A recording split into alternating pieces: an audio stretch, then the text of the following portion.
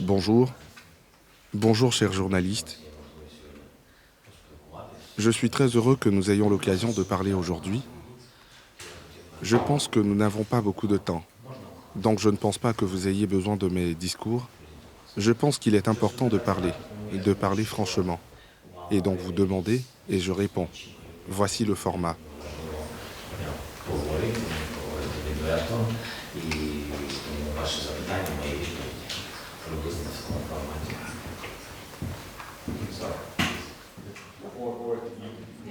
Je vais commencer.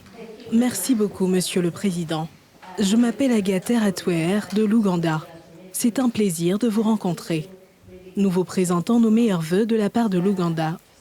Je pense que je parle au nom de la majorité et de moi-même, et j'aimerais commencer par une question sur la guerre que vous avez endurée depuis 1 an et demi. Les destructions doivent être immenses. Nous en avons vu une partie là où nous étions ces 2 derniers jours. Mais j'aimerais vous entendre. Que pouvez-vous nous dire sur les effets de la guerre en Ukraine et ce que votre direction est? Comment votre direction fait face à cela en essayant l'impact que cela a eu sur votre peuple? Merci pour cette question.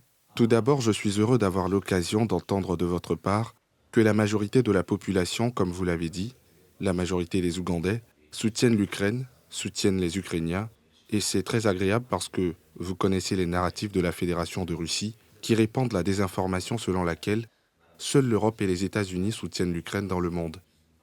Je pense qu'avec ce signal, ils divisent immédiatement le monde et ce n'est absolument pas juste.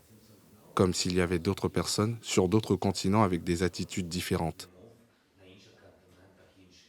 Je pense que tous les peuples de la planète ne veulent pas la guerre. Il y a des nuances. Nous pouvons avoir des attitudes différentes à l'égard des conséquences de la guerre, des provocations, de la façon dont tout cela a commencé et de la façon dont tout cela devrait se terminer.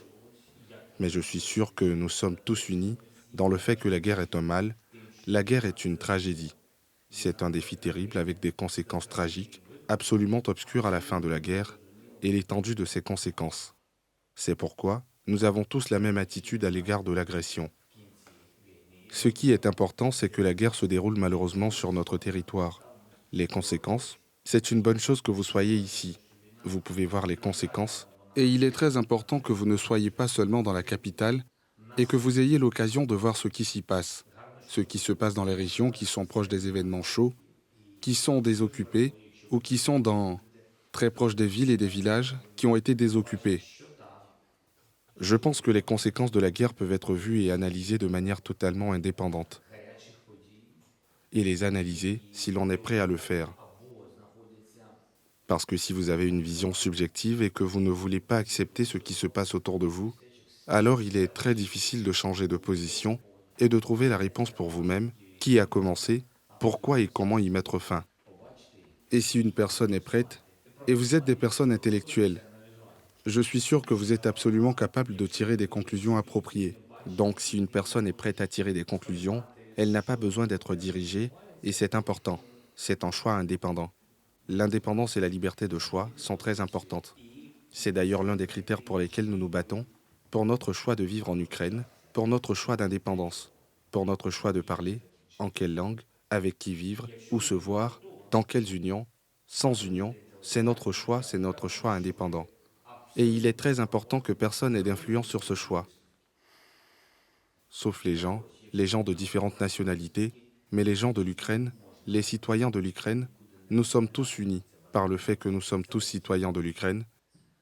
Nous sommes tous Ukrainiens.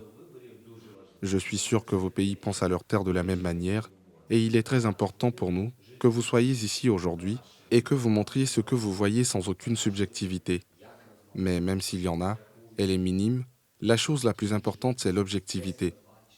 L'objectivité pour laquelle nous nous battons pour nos vies. Et je suis heureux que vous ayez été dans la région de Kherson, je pense, n'est-ce pas, dans la région de Kherson. Oui, cette région de notre pays était un centre d'étudiants. Je veux dire qu'elle n'est pas restée. Elle était simplement, il y avait plus d'étudiants avant la guerre, et c'est compréhensible dans la phase chaude.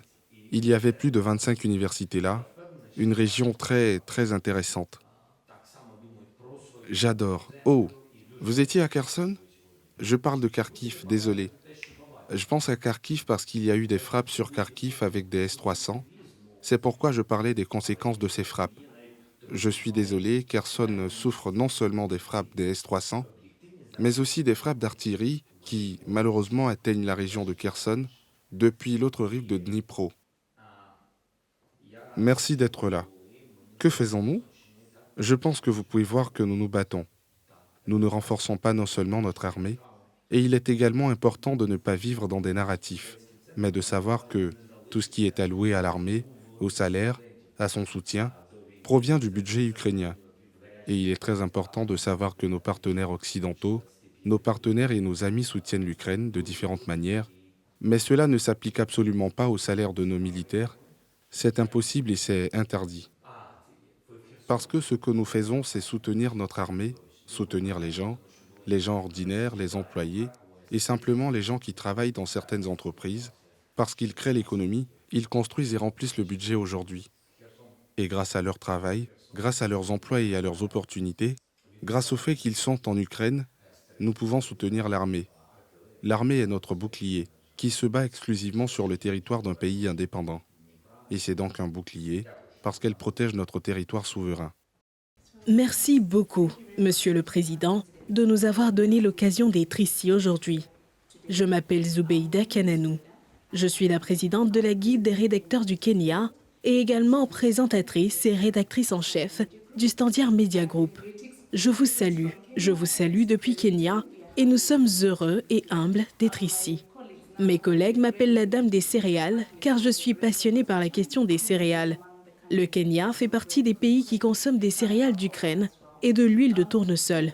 Quelle est la dernière mise à jour de l'accord d'initiative sur les céréales et qu'est-ce que cela signifie pour vous et pour nous, l'Afrique, étant le principal consommateur de céréales ukrainiennes? Êtes-vous déçu de la façon dont cette composition s'est déroulée? Merci beaucoup. Ce qui se passe actuellement est clair. La Russie a officiellement annoncé aujourd'hui qu'elle suspendait l'accord sur les céréales. Elle n'a de cesse de provoquer pour rompre cet accord. Par conséquent, je pense que notre décision de signer un document sur la création d'un corridor céréalier avec la Turquie et les Nations Unies, plutôt qu'avec la Fédération de Russie, était une politique très équilibrée. J'ai un accord personnel avec le président Erdogan et avec le secrétaire général des Nations Unies, M. Guterres. Je leur ai dit que l'Ukraine était prête à travailler dans le triangle, mais qu'il serait impossible de travailler avec la Russie. Parce qu'elle bloquera, parce qu'elle dominera constamment notre dialogue et imposera certaines conditions pour arrêter l'accord sur les céréales, de quelque manière que ce soit. C'est pourquoi nous avons conclu 2 accords qui sont toujours en vigueur, Ukraine-Turquie-ONU, et l'autre accord est Russie-Turquie-ONU. Ainsi, lorsque la Russie déclare qu'elle arrête, elle rompt ses accords avec le secrétaire général des Nations Unies, M. Guterres, et avec le président Erdogan. Pas avec nous. Nous n'avions aucun accord avec eux. Pourquoi? Parce que ce serait artificiel. Que fait la Russie?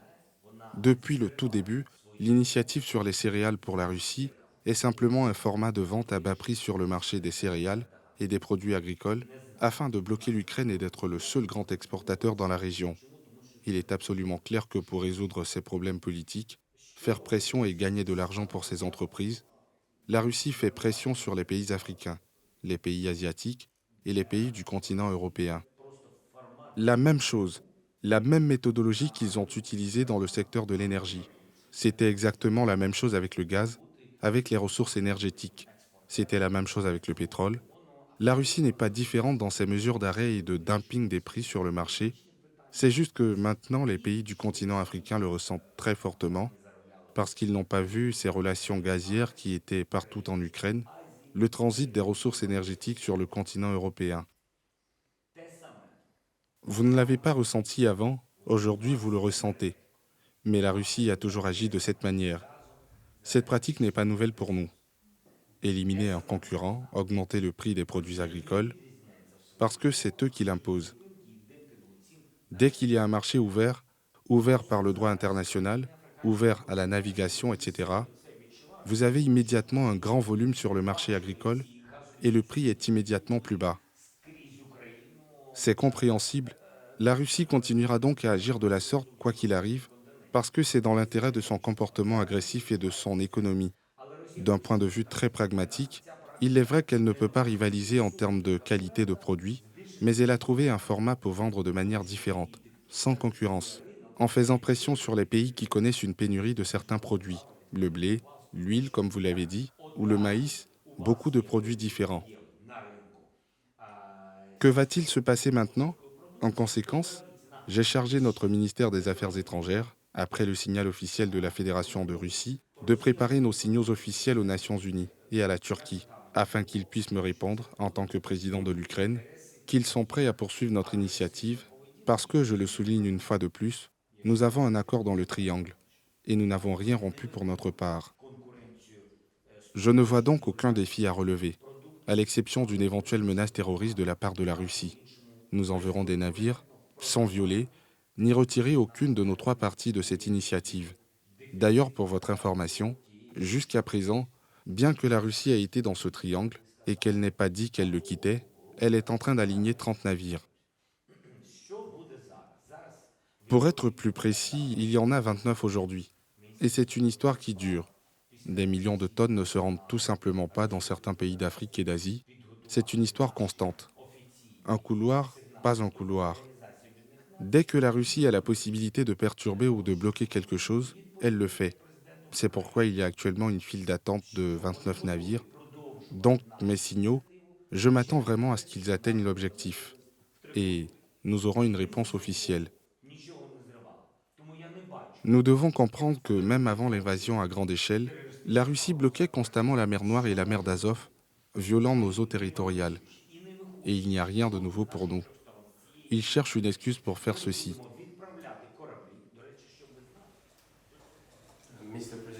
Monsieur le Président, Pierre Pro de Côte d'Ivoire, présentateur à la nouvelle chaîne ivoirienne, je pense qu'il est très important pour nous de demander quel est le résultat de la visite de la délégation des chefs d'État en Ukraine. Sachant que le sommet russe-Afrique aura lieu dans 10 jours, pourquoi le soutien de l'Afrique est-il si important pour vous? Et avez-vous une vision de l'avenir de l'Ukraine et de notre continent? Et comment la mettez-vous en œuvre?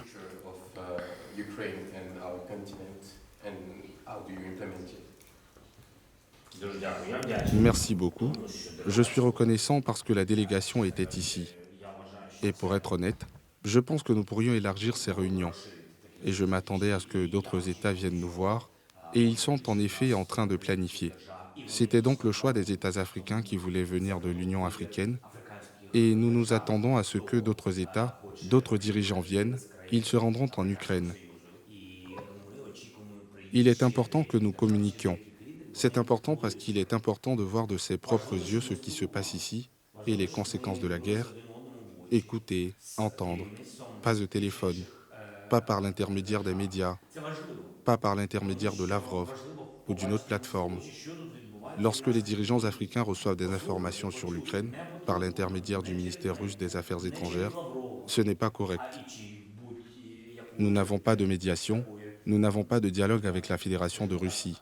Nous sommes en guerre avec elle. Il est donc tout à fait erroné de percevoir les informations sur l'Ukraine par le biais de la Russie.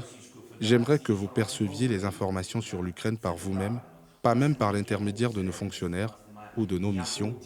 Si vous ne faites confiance à aucun d'entre eux, percevez-les par vous-même, par l'intermédiaire de vos journalistes. Et merci encore une fois de votre présence. C'est pour cela que c'est très important. Et bien sûr, après cela, si cette confiance grandit. Et je suis heureux d'entendre aujourd'hui que votre société a confiance dans ce qui se passe ici. Il s'agit d'une guerre absolument non provoquée, sanglante et injuste, menée par la Russie contre les citoyens de l'Ukraine. Et il est très important que nous communiquions. Plusieurs présidents et des chefs d'État étaient assis dans notre cercle et nous avons parlé de diverses choses, des conséquences de cette guerre, de ses causes, beaucoup de choses sur lesquelles je leur ai ouvert les yeux. Ils m'ont beaucoup remercié et m'ont dit « Nous avons changé d'avis sur certaines choses. Il est très important que nous nous rencontrions. » Nous n'avons pas eu assez de temps. Nous avons parlé pendant 2 ou 3 heures, ce qui est beaucoup, mais nous n'avons pas eu assez de temps et de contact. Je pense que j'ai insisté sur ce point. Je voulais vraiment avoir l'occasion de rencontrer tous les dirigeants. Pourquoi avons-nous proposé que ce soit une réunion sur le territoire de n'importe quel État, sur le continent africain, où les dirigeants peuvent venir? parce qu'il est important que la société de vos pays nous voie, nous écoute, nous entende, et je dis bien nous entende, puisse nous poser des questions, puisse obtenir des réponses, et pas à travers n'importe quel média, pour qu'ils puissent poser des questions directement, sans être préparés, parler et analyser ce qui se passe. Puis, ils ont trouvé la force et le courage de venir en Ukraine pour voir ce qui s'y passait, pour tirer des conclusions. C'est très important. Et j'en voulais plus de leaders, et bien sûr, quelque chose a fonctionné. Je pense que nous nous sommes entendus sur de nombreuses questions. Nous sommes si loin de l'Afrique, l'Afrique est si loin de l'Ukraine dans l'espace d'information, malheureusement, dans l'espace diplomatique et malheureusement historiquement. Nous le sommes si peu. Toute la combinaison de nos liens est vue à travers le prisme. Et j'ai entendu cela de part et d'autre des dirigeants, à travers le prisme de la vie et des relations entre l'Union soviétique et les pays du continent africain. C'est très injuste car l'Union soviétique comprenait de nombreux États. L'Union soviétique n'est pas la Russie, c'était une union qui comprenait des États aujourd'hui indépendants. À l'époque, tout le monde a été poussé vers cette union, mais il y avait des gens différents, des entreprises différentes, des scientifiques différents, des étudiants différents de vos pays qui n'ont pas étudié en Union soviétique, qui ont étudié en Ukraine pendant l'Union soviétique. C'était à Kiev, à Kharkiv, dans d'autres universités. C'était l'Ukraine, c'était elle. C'est juste qu'à l'époque, tout était dans la même union et il y avait des républiques. Et maintenant, nous sommes indépendants et vous ne pouvez pas dire que tout ce qui s'est passé entre l'Afrique et l'Union soviétique était entre l'Afrique et la Russie. Il s'agissait de l'Afrique et de l'Ukraine, d'États distincts, et non de l'ensemble du continent africain. Il n'est pas juste de dire cela. Chacun de vos États a sa propre indépendance, sa propre souveraineté, et nous avions des relations directes entre nos villes et entre nos peuples. La chose la plus importante est la relation entre les gens. Si elle existe, s'il y a de la confiance, alors il y a une possibilité d'avoir un avenir. Et je pense que le peuple ukrainien le mérite beaucoup, dans les relations avec tous les peuples de vos États indépendants. J'aimerais beaucoup renforcer ces relations, mais il faut que les deux parties y soient prêtes. Bonjour Monsieur le Président, merci de nous recevoir. Je m'appelle Rachida Ossou, je suis journaliste béninoise.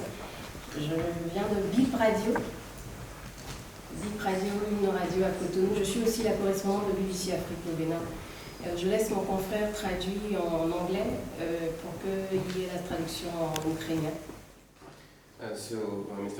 Donc, Monsieur le Président, la question de Rachida est la suivante. En ce qui concerne la guerre, jusqu'où êtes-vous prêt à aller pour faire des concessions afin de trouver un accord de paix? Pourquoi devions-nous renoncer à ce qui nous appartient? Je veux dire, cela ressemble à ceci. Vous avez une famille et il y a 2 enfants dans la famille. Et on vous dit, écoutez, pour que la famille survive, vous devez donner l'un de vos enfants, le donner à un agresseur, à un voleur. Est-ce que vous feriez cela? Est-ce que vous trahirez votre enfant? Et même si vous devriez risquer tout ce que vous avez, risquer votre maison et votre famille, êtes-vous prêt à faire cela? À trahir quelqu'un? C'est la même chose ici. C'est notre terre avec nos villes. Et il y a des familles là. Et chacune de ces familles a des enfants. Sommes-nous prêts à renoncer à quoi? Sommes-nous prêts à renoncer, par exemple, à Donetsk, Louhansk, dont nous avons maintenant repris une partie, c'est-à-dire la deuxième partie de la région de Kherson, où nous sommes prêts à renoncer à la Crimée, à l'oublier et à dire que nous avons tout abandonné parce que nous voulons garder la capitale?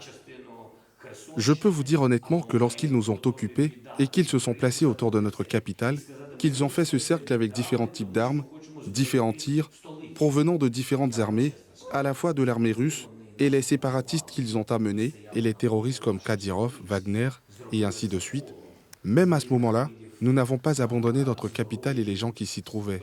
Nous ne sommes pas prêts à renoncer à 10 personnes pour sauver 100 vies. Ce n'est pas juste. Il s'avère donc que ceux qui se trouvent au centre sont les plus importants, et tous les autres qui se trouvent près des frontières avec la Fédération de Russie, qui sont-ils? Ce n'est que de la chair? On ne les traite pas comme ça. On n'est pas prêt. Oui. Nous avons dû nous battre pour cela, malheureusement, car il n'y a rien de pire que la guerre. Et pour ceux qui n'en sont pas conscients, malheureusement, je n'ai rien à leur dire. Parce que soit vous comprenez ce qu'est la guerre et ses conséquences, soit vous ne comprenez tout simplement pas. C'est pourquoi je ne veux pas transmettre mon message à qui que ce soit. Je parle simplement en tant que président qui défend la Constitution et les droits de tous les citoyens ukrainiens en vertu de la Constitution. Nous devons protéger les vies de notre peuple aussi longtemps que possible. Vous savez qu'il ne s'agit pas d'une ville, de deux villes et d'autres choses. Il a décidé de nous tuer, tous. Vous comprenez, n'est-ce pas? Il a décidé de tuer tous ceux qui ne sont pas d'accord avec l'idéologie absolument fasciste du président Poutine, avec son idéologie, et il a décidé de tuer tout simplement. Vous, beaucoup de vos ancêtres sont passés par là. C'est une lutte pour votre droit, pour le droit d'être humain. Et nous le savons tous, vous l'avez vécu, nous le vivons aujourd'hui. Ce n'est qu'une existence d'esclave, dans le désir féodal et malade d'une personne de la Fédération de Russie. Et il peut nous offrir la vie dans cet esclavage, ou pas la vie. C'est impossible, c'est tout simplement impossible. Et lui, malheureusement, ne l'a pas compris. Il ne comprend que le pouvoir. Et il comprend que tant qu'il a telle ou telle arme, tant qu'il a une population de plusieurs millions d'habitants, qui est prête à aller se battre juste pour prendre la vie et les droits des gens, il le fera. C'est pourquoi il est si courageux. Il est très courageux quand des millions de personnes peuvent être jetées. Et quand on a des millions de personnes à sauver, on a une attitude différente vis-à-vis de la guerre. On n'est pas prêt à entamer une action militaire. Et ici, on n'avait pas le choix. Ils sont juste arrivés et sont entrés dans la maison. S'il vous plaît, il y a quelques mois, vous étiez prêt à parler avec eux, à négocier. Ce n'était pas le cas il y a quelques mois. Avez-vous oublié qu'il est venu à Kiev et qu'il a proposé ses ultimatums? Nous avons dit que les ultimatums ne devraient pas être utilisés ici. Lorsqu'il a ordonné mon assassinat, celui de mon entourage et de ma famille, nous avons dit que cet ultimatum ne fonctionnerait pas non plus. À plusieurs reprises, il n'a pas pu nous tuer, il n'a pas pu prendre Kiev et il a affaibli l'ultimatum. Nous avons dit qu'il n'était pas nécessaire de donner un ultimatum. Les gens ont une langue, une tête, un dialogue pour parler sans balles. Qu'a-t-il fait? Tout le monde était prêt à accepter que la fin de la guerre se fasse dans le respect de notre souveraineté, mais aussi dans le cadre de la diplomatie. Ensuite, nous sommes allés à Boucha. Nous avons trouvé des fosses communes, des gens avec les mains et les pieds attachés, des morts violentes, des gens torturés, des fosses communes. Qui est prêt à parler à ce maniaque? Et puis, nous avons dit que le moment viendrait et que la guerre se terminerait de toute façon sur le plan diplomatique. Mais qui peut parler à cette personne? Pardon? Il a les mains couvertes de sang jusqu'au coude. Il s'en fout. À chaque fois que nous avons désoccupé nos territoires, étape par étape, qu'a dit la Russie? Elle a dit que nous étions prêts à discuter. En même temps, ils se sont emparés d'une centrale nucléaire et nous ont coupé l'électricité. Nous avons été privés d'électricité pendant l'hiver. Il n'y a pas eu de coupure d'électricité sur le continent depuis 100 ans. La dernière coupure a eu lieu sous Hitler, sous le fascisme. C'était sur ce continent. Ils disent « Comment peut-on comparer ?» Parce qu'il a fait la même chose qu'Hitler. Et c'est très intéressant. Si vous regardez, je pense que tout est sur Internet. Les moyens utilisés pour capturer l'Ukraine étaient les mêmes que ceux utilisés par l'Allemagne nazie. Les mêmes. Tout ce qu'ils ont fait, il l'a fait. Tout était identique. Mais il n'a pas pris Kiev. Puis, pendant la Seconde Guerre mondiale, notre capitale a été occupée. L'Ukraine est tombée et a été occupée parce qu'il n'y avait pas de point qui pouvait se lever. Et maintenant, nous avons survécu et nous avons commencé à désoccuper tout le pays. Ce n'est pas une coïncidence. Dans chaque ville que nous avons désoccupée, dans chaque village suivant, il y avait des fosses communes d'Ukrainiens torturés. Des fosses communes dans chaque village, sans exception. Et à chaque étape, vous disiez « Comment pouvons-nous communiquer avec lui ?» Et le nombre de partenaires qui voulaient que nous communiquions diminuait de plus en plus à chaque étape. Parce que de moins en moins de gens croyaient qu'il était le président. Et de plus en plus de gens se rendaient compte qu'il n'était qu'un sadique. En ce qui concerne l'initiative de paix, l'initiative sur les céréales, où sont les troupes dans ce couloir? Où sont les tirs? Les céréales arrivent-elles en Ukraine? Non, elles ne le sont pas. Est-ce que cela affecte le fait que les Ukrainiens seront nourris? Non. Cela détermine-t-il si certains de vos pays souffriront de la faim? Oui. Pourquoi bloque-t-il? C'est un fasciste.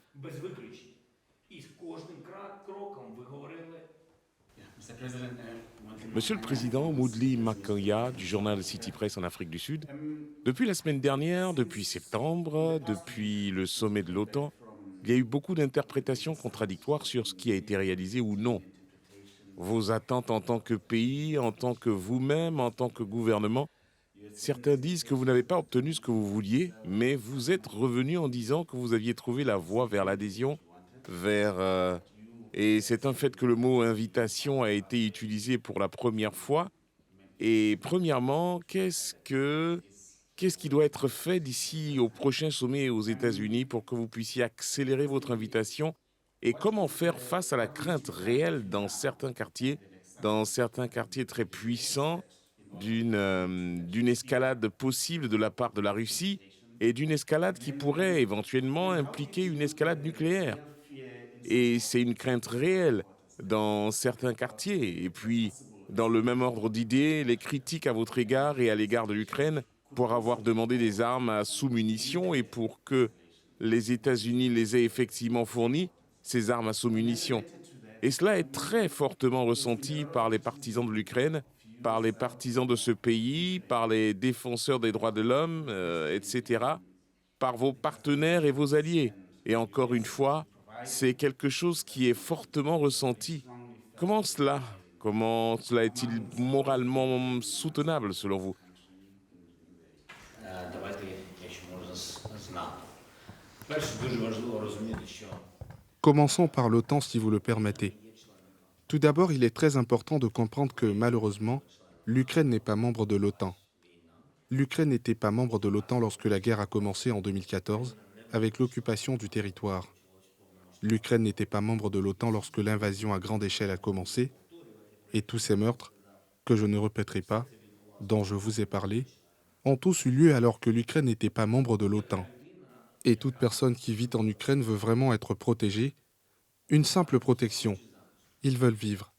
Eh bien, les gens veulent simplement vivre. Et il me semble que c'est un désir tout à fait juste. Les gens ne veulent pas mourir. Ce sont des mots banals, mais ils sont si précieux lorsque vous êtes en guerre. On comprend la valeur de ces mots. Les gens veulent vivre et survivre. Quelles sont vos chances quand vous avez un voisin qui tue? Pas avec des balles, mais avec des roquettes. Vous ne pouvez pas l'atteindre. Vous n'avez pas de telles armes. Vous n'avez pas de nucléaire parce que vous, en tant qu'État civilisé et pacifique, y avez renoncé. Vous voulez vivre, développer votre famille, voir vos enfants et vos petits-enfants. Et malheureusement, tous les Ukrainiens n'ont pas cette possibilité à cause de la guerre. C'est pourquoi l'OTAN, nous ne sommes pas un pays membre de l'OTAN, mais il y a des pays qui en font partie et qui n'ont pas de guerre. Nous parlons de voisins, des voisins de la Fédération de Russie. Il y a des voisins membres de l'OTAN et il n'y a pas la guerre là-bas. C'est pourquoi notre société soutient ce cours à 90%. Ils veulent faire partie de l'OTAN, ils veulent vivre, c'est le choix de notre société et c'est ainsi que nous percevons les choses. Et je suis tout aussi blessé quand on me dit « on vous voit à l'OTAN ». Et même en temps de guerre, quand tout est clair, ils ne peuvent pas dire clairement si nous serons là. Si les gens qui veulent vivre ont cette chance, en posant certaines conditions, etc., ma réaction a donc été appropriée. Je ne veux pas qu'on nous échange contre quelque chose. Parce qu'une fois de plus, je souligne que nous sommes un État autosuffisant, une société indépendante, avec une opinion publique forte. Un État fort qui lutte pour sa survie, et nous pensons que le plus grand et le meilleur garant de notre sécurité est l'OTAN. Nous avions donc besoin d'un signal très clair. Je suis très heureux qu'après ma réunion avec les dirigeants, avec le président Biden, avec l'Union européenne, avec Stoltenberg, nous avons reçu un signal fort de la part de tous. Oui, l'Ukraine fera partie de l'OTAN. L'incapacité d'en faire partie est une chose différente. Les deux choses se ressemblent, mais elles sont différentes. L'Ukraine a une chance. L'Ukraine a une opportunité. La porte est ouverte à l'Ukraine. C'est de la politique? Non. Il s'agit de choses différentes. Ils ont dit maintenant que l'Ukraine ferait partie de l'OTAN. Ce sont des choses différentes. Et je suis très heureux que nous ayons reçu ce signal. Nous voulons des précisions sur l'invitation. Nous comprenons que ce n'est pas facile. Nous avons besoin d'efforts unis et d'une opinion unie, d'une opinion commune de tous les États membres de l'OTAN. Cela arrivera aussi. Nous y arriverons. J'en suis convaincu. Nous avons besoin d'efforts différents et d'une opinion différente, d'une opinion commune de tous les membres de l'OTAN. Cela arrivera aussi, nous y arriverons, j'en suis convaincu. Serons-nous membres de l'OTAN après la guerre? Oui, nous le serons. Après la guerre. Nous ne pouvons pas entraîner d'État dans cette situation. Nous comprenons que les membres de l'OTAN ne nous accepteront pas dans l'OTAN tant qu'il y aura des hostilités sur notre territoire, tant qu'il y aura une guerre. Quant à la confiance, elle a augmenté après ce sommet. En ce qui concerne les garanties de sécurité, parallèlement à cela, alors que nous préparions le sommet de l'OTAN, nous avons discuté avec nos partenaires d'un point très important concernant le premier traité, à savoir la garantie de la sécurité de l'Ukraine, alors qu'elle est sur la voie d'une union de sécurité. C'était également très important pour nous. Le jour où j'ai participé au sommet, nous avons convenu de soutenir ce document. Il s'agit d'une décision importante. Et pour nous, aujourd'hui, c'est une victoire qui va nous mobiliser en ce qui concerne la sécurité nucléaire. La Russie utilisera toutes ses capacités pour intimider l'Ukraine et le monde entier. Et c'est la doctrine de la Fédération de Russie, car son seul désir est de ramener sous son influence une partie du continent européen et l'ensemble des anciennes républiques de l'Union soviétique en les privant de leur identité et de leur indépendance. Ce n'est pas seulement leur discours, c'est aussi leur démarche concrète correspondante. Ils ne peuvent y parvenir que par le chantage, comme avec des armes nucléaires et la guerre, comme celle en Ukraine, et rien d'autre. J'ai donné un exemple lorsqu'ils disent « Eh bien, ce sont les Ukrainiens et l'OTAN qui sont très influents, et c'est l'UE qui fait pression. » Et les Ukrainiens étaient très proches de la Russie. Il n'y a pas de vague de migration des pays européens vers la Russie. Il n'y a pas de civilisation, de travail à coût élevé, de technologie, de médicaments qui combattent, de terribles maladies et qui sont prêts à guérir le monde entier. Il n'y a pas de Russie moderne dans laquelle on voudrait vivre. Lorsque les gens fuient le chagrin et la pauvreté, ils ne courent pas en Russie. Ce n'est pas le pays de leurs rêves. Et c'est la chose la plus importante que nous devons tous comprendre. Pourquoi la Russie est-elle différente? Pourquoi des pays comme le nôtre sont-ils attirés par l'Union européenne? Parce qu'il y a une différence, juste une différence civilisationnelle. Y a-t-il une liberté d'expression? En Russie? Non. A-t-on le droit de choisir? La Russie a un président depuis 30 ans. Non, ce n'est pas le choix de chaque nation. Mais la liberté, vous savez, le développement, on peut se développer. Les arts, la politique d'égalité des sexes, les droits, les libertés et tout ce que vous voulez. C'est plus proche de nous. Je pense que chaque personne veut être là où elle sent que cette civilisation est plus proche d'elle. Et où il fait plus chaud en hiver. Vous comprenez? Et c'est compréhensible. Et c'est notre droit. Nous nous battons pour cela. Nous ne voulons pas retourner en Union soviétique, parce que c'était pire en Union soviétique. Pire pour nous qu'aujourd'hui dans l'Ukraine indépendante. Nous ne voulons pas aller là où c'est pire. Ce sont des mots très simples et très clairs, et les désirs de chaque personne. C'est pourquoi les armes nucléaires sont la dernière goutte d'eau qu'ils peuvent utiliser pour intimider le monde entier. Encore une fois, intimider par la force, pas par la raison. Encore une fois, une pratique complètement stupide et non civilisée. On tue, on ne parle pas. Des balles, pas seulement des mots et des arguments, un dialogue normal.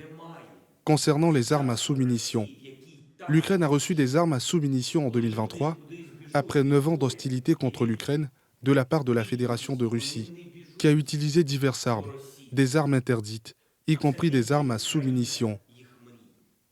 Il y a 9 ans, l'Ukraine a commencé à dire qu'elle avait besoin d'aide. La première demande était que le monde fasse pression sur la Russie et interdise l'utilisation d'armes à sous-munitions contre notre population. 9 années se sont écoulées et la Russie continue de les utiliser. N'est-ce pas un test suffisant? L'Ukraine a-t-elle le droit de se défendre? Deuxièmement, on nous a donné des armes à sous-munitions. Je suis désolé, je ne veux pas dire ce que les gens pensent de cela. Où est la preuve que l'Ukraine a utilisé des armes à sous-munitions sur le territoire de la Russie? Il n'y a pas de telle preuve. Il n'y a aucune preuve de ce genre. Oui, sur le champ de bataille, maintenant contre l'ennemi sur notre territoire, lorsqu'ils utiliseront des armes à sous-munitions contre nous, nous utiliserons les mêmes armes contre eux. Et c'est tout à fait juste. Monsieur le Président, je m'appelle Oloran Yomi et je viens du Niger. Tout d'abord, nous nous sommes déplacés et nous avons vu le niveau de dévastation et tout le reste. Les gens reconstruisent et la reconstruction se poursuit. Et vous pouvez construire des anciennes maisons, vous pouvez construire des églises, vous pouvez construire des écoles. Ma question est la suivante. Comment allez-vous construire ou reconstruire l'esprit des gens ? Je pense que personne ne connaît la réponse à votre question. Il est clair que nous reconstruirons des écoles brique par brique, et ainsi de suite. Il est clair que nous le ferons après la guerre. Je pense que nous le ferons très rapidement. Parce que nous serons motivés par le fait que nous défendons notre pays. C'est une émotion très, très positive. Mais on ne peut pas restaurer les gens. Comment peut-on les restaurer ? Les personnes qui ont perdu des êtres chers ne l'oublieront pas. Les gens qui ont perdu des enfants ne le pardonneront pas. Ils ne le pardonneront jamais. Quand quelqu'un quelque part vous dit comment il faut vivre ici, ça ne se termine pas bien. On peut aider, mais il ne faut surtout pas essayer de faire changer d'avis une personne. Une personne qui a perdu des êtres chers devra vivre avec cela. Et ce sera très difficile. Des services psychologiques peuvent l'aider, mais c'est très difficile. Je crois aux médecins et je leur suis reconnaissant pour leur aide, mais je pense que le moment de la victoire est important. Notre victoire. Parce que s'il n'y a pas ce moment, le moment de la justice à la fin de la guerre, alors une personne sera dévastée et au milieu d'elle, il y aura un trou, un espace qui ne sera rempli que de haine. Parce qu'il faut vivre pour quelque chose. Et pour le bien de quoi ? Oui, pour le bien de la terre. Mais quand même, si vous avez perdu un enfant, vous devez vivre pour quelque chose de grand. Vous savez, si vous n'avez pas cela, je ne crois pas que l'on puisse ramener une personne à ce qu'elle était. Honnêtement, je n'y crois pas. Alors j'ai dit que Poutine ne comprend pas complètement ce qu'est la guerre. Il ne comprend pas ce qu'il a commencé. C'est pourquoi il m'est difficile de parler des conséquences de cette guerre. Je ne veux même pas penser aux conséquences pour la Russie. Mais ils les auront tous. Parce que la guerre, vous savez, c'est chose compliquée dans les conséquences et dans le temps. Que se passera-t-il ? Comment cela se passera-t-il ? Votre question comporte des points de suspension. Ma réponse est donc la même.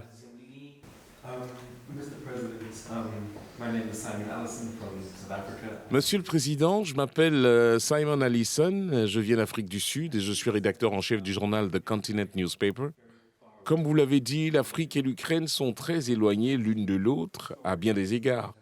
Et il y a deux histoires qui ont émergé dans cette guerre et qui ont vraiment façonné la déception de l'Ukraine dans de nombreux pays africains. J'aimerais que vous y répondiez.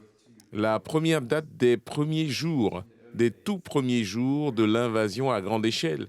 Des images d'étudiants africains qui n'étaient pas autorisés à monter dans les trains d'évacuation, qui n'étaient pas autorisés à traverser la frontière pour se mettre à l'abri. C'était très fort et en plus, vous savez, la façon dont les réfugiés ukrainiens ont été accueillis dans les pays occidentaux et soutenus contrairement aux migrants africains et méditerranéens. Nous ne bénéficions pas du même accueil, même lorsque nous fuyons des circonstances tout aussi horribles.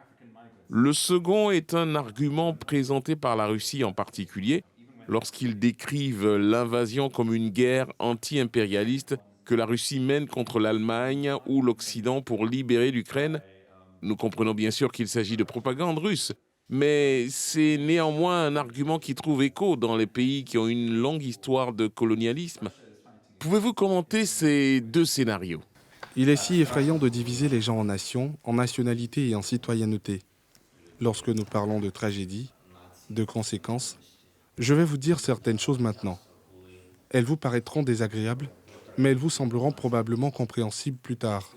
Le chaos, la guerre, un grand nombre d'étudiants, pas seulement africains, différents citoyens, différents étudiants, d'Afrique, de Chine, d'Inde, d'Allemagne, de Pologne.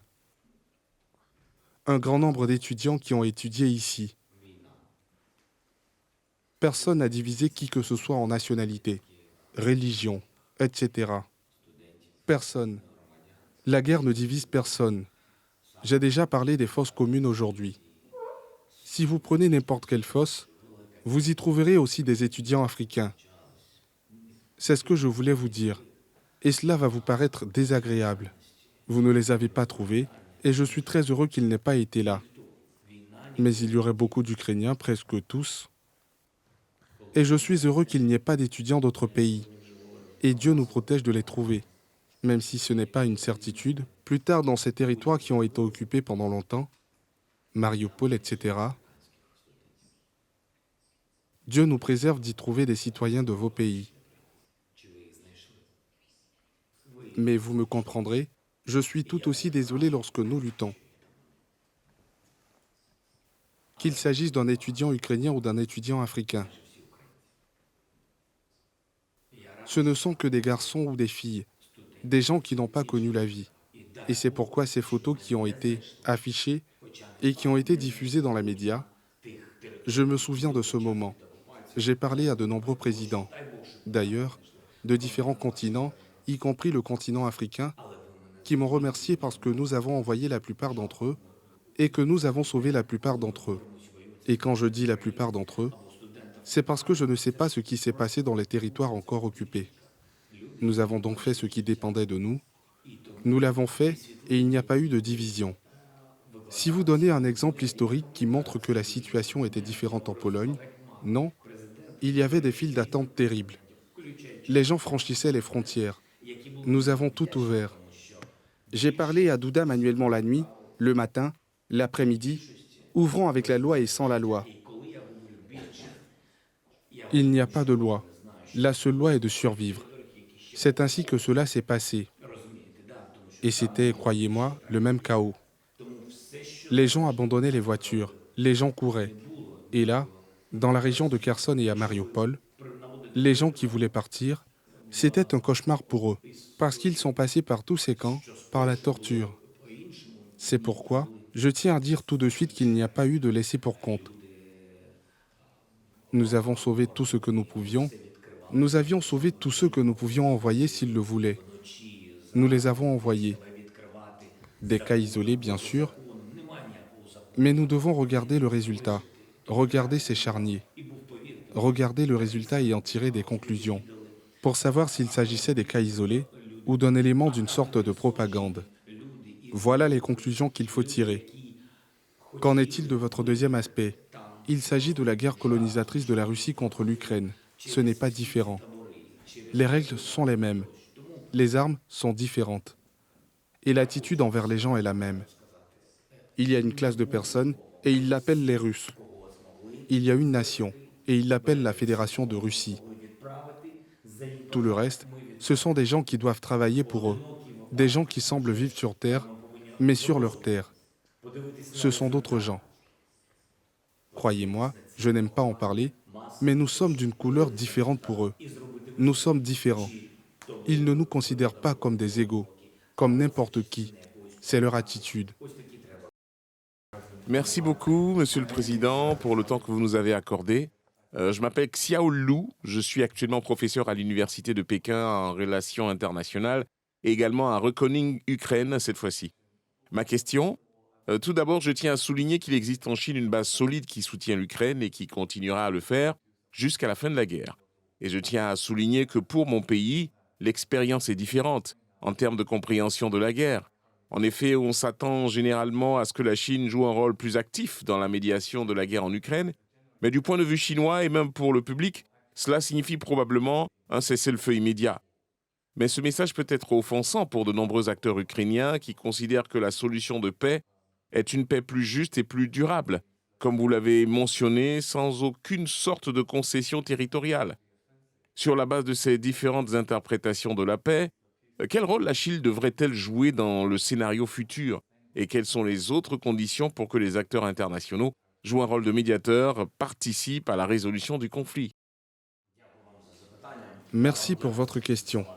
Je vous remercie pour les mots de soutien que vous venez de prononcer. Il est très important que nous soyons assis ici, depuis différentes parties du monde, et que nous puissions communiquer ensemble. C'est la bonne chose à faire. Et il ne s'agit pas de guerre, mais de paix. Que peut-on attendre d'une grande puissance? La Chine est une grande puissance. Les grandes puissances peuvent déclencher des guerres, Mais il y a une alternative. Ces puissances peuvent mettre fin aux guerres grâce à leur pouvoir. C'est un fait. Et c'est l'histoire de l'humanité. Et si la Chine devient plus active, elle peut contribuer à mettre fin à cette guerre. Elle peut avoir une très forte influence sur la Russie parce qu'elle est consommatrice de nombreux aspects de l'économie russe. Je pense donc que la Chine peut tout faire, car sa politique consiste à respecter l'intégrité territoriale et la souveraineté. Nous le savons. Nous en avons parlé à Xi Jinping. Et il m'a souligné, le président chinois, qu'il respectait l'intégrité territoriale de l'Ukraine dans son ensemble et notre souveraineté. La première étape consiste donc à faire pression sur la Russie pour qu'elle se retire de nos territoires, et je suis sûr que la Chine peut apporter un soutien important à cet égard. Pourquoi ? Parce que c'est à partir de là que nous pourrons parler d'une plateforme diplomatique pour mettre fin à la guerre. C'est le point le plus important. Le respect du territoire des États. Et nous n'attendons pas de respect de la part de la Russie, c'est clair, mais elle peut être forcée à respecter le droit international, y compris la souveraineté d'un autre État. Et là, je pense que la Chine peut nous aider. Deuxièmement, je pense que la Chine agit déjà en coulisses. Elle envoie des signaux appropriés à la Fédération de Russie pour qu'elle n'utilise en aucun cas d'armes nucléaires et qu'elle ne prenne aucune mesure susceptible d'être associée au risque d'occupation de notre centrale nucléaire. Je pense que c'est ce que fait la Chine, et croyant que ce travail ne fera que s'intensifier de son côté. Troisièmement, les céréales qui ont été bloquées ici.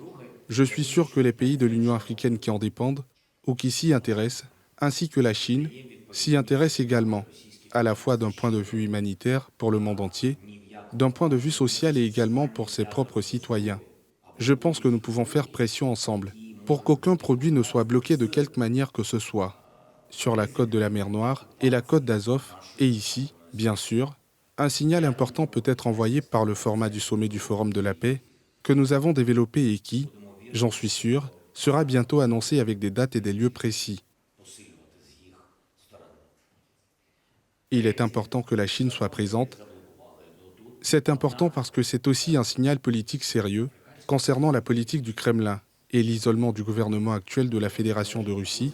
Ces mesures qui ne sont pas légitimes et agressives, nous comptons sur ce genre de choses. Ok, juste une petite précision, très brève. Vous avez dit tout à l'heure que vous attendiez un signal pour savoir si l'accord entre l'Ukraine, la Turquie et l'ONU se poursuivra. Si cela ne fonctionne pas, qu'est-ce que cela signifie ? Vous avez mentionné que 29 navires sont actuellement retenus et que le processus d'inspection prend plus de temps que d'habitude. Qu'est-ce que cela signifie pour l'avenir s'ils ont dit que l'accord se poursuivait et ensuite que le processus d'inspection prenait autant de temps ? Tout semble être au point mort. Qu'est-ce que cela signifie ? Cela signifie que nous devons négocier différemment. Il n'y a plus d'option. Dans le pire des cas, il y aura un gros déficit, car d'un point de vue logistique, nous pouvons livrer de plus petits volumes via les frontières terrestres. Ce sera un défi pour de nombreux pays, mais il suffit que nos partenaires, ni les Nations Unies, ni la Turquie, aient même peur que même sans la Fédération de Russie, nous devons tout faire pour que nous puissions utiliser ce corridor de la mer Noire. Nous n'avons pas peur. Nous avons été approchés par des entreprises qui possèdent des navires et qui nous ont dit qu'elles étaient prêtes si l'Ukraine lâchait prise et si la Turquie leur permettait de passer par le Bosphore. Elles toutes sont prêtes à continuer les livraisons de céréales.